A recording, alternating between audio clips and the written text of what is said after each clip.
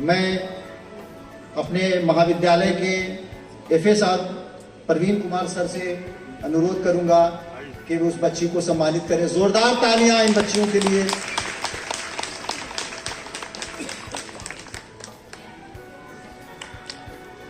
आप तालियों में कंजूसी ना करें।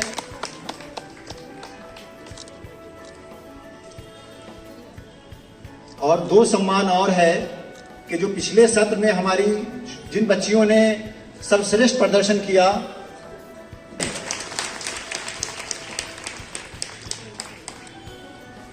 दूसरा कविता कुमारी विज्ञान संकाय, उनके पिताजी यहां उपस्थित हैं, इनके लिए भी अपने जीवन का ये गौरवमय क्षण।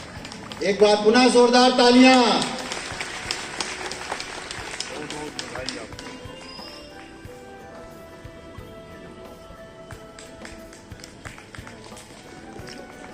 भेज देंगे सर।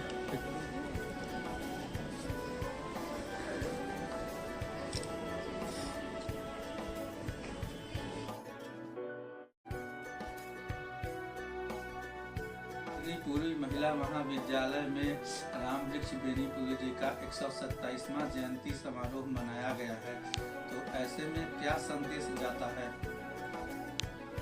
रामवृक्ष बेनीपुरी बिहार के गौरव थे, साहित्यकार थे, पत्रकार थे और उनको कलम के जादूगर के रूप में पूरा देश जानता है। रामवृक्ष बेनीपुरी के नाम से रामवृक्षपुरी महिला कॉलेज है। मैं भी वहाँ की फाउंडर टीचर रही हूँ भौतिकी शास्त्र की, महिला महाविद्यालय की, और उसके बाद मैं वहीं से सीनेटर बनी और बिहार विश्वविद्यालय में CCDC बनी। रामवृक्ष बेनीपुरी ने गेहूं और गुलाब बहुत सारी किताबें लिखी, लेकिन मुख्य रूप से गेहूं और गुलाब जो उन्होंने लिखा, जिसमें शारीरिक रूप से स्वस्थ होने की कल्पना गेहूं के माध्यम से और मानसिक रूप से स्वस्थ होने की कल्पना गुलाब के माध्यम से, वो संपूर्ण व्यक्तित्व के विकास के लिए उन्होंने कल्पना किया था, समाज के विकास की। और उन्होंने नई नारी की कल्पना किया।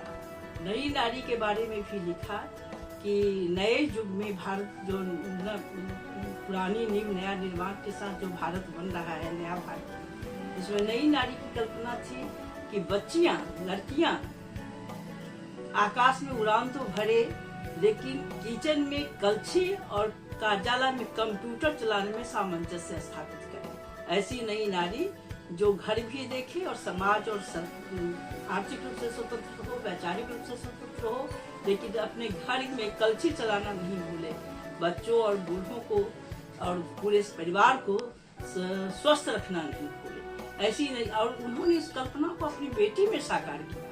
प्रभा बेनीपुरी उस रामवृक्ष महाविद्यालय की प्राचार्य भी थी उनकी बेटी, और वो प्रभा बेनीपुरी को उन्होंने उस नई नारी की कल्पना के रूप में गढ़ा।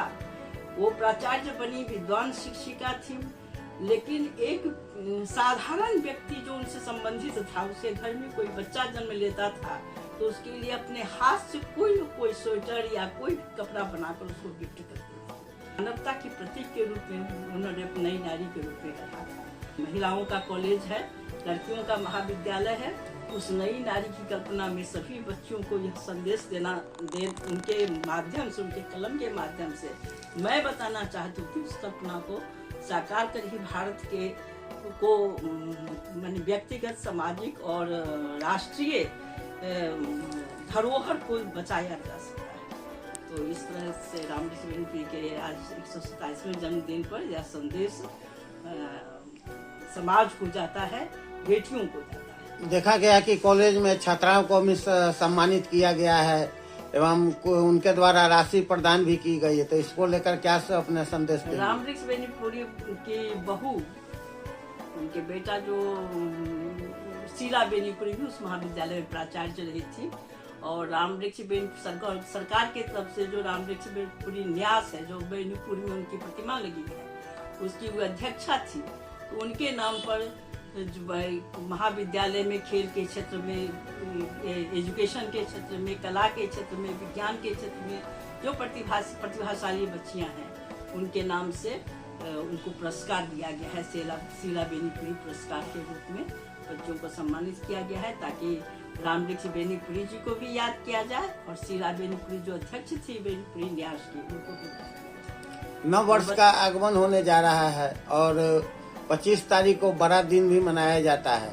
और जल्द ही बस ये तिल संक्रांत भी आने वाला है, तो इसको लेकर क्या संदेश देंगी अपनी ओर से? नव वर्ष तो हमारे भारतीय संस्कृति में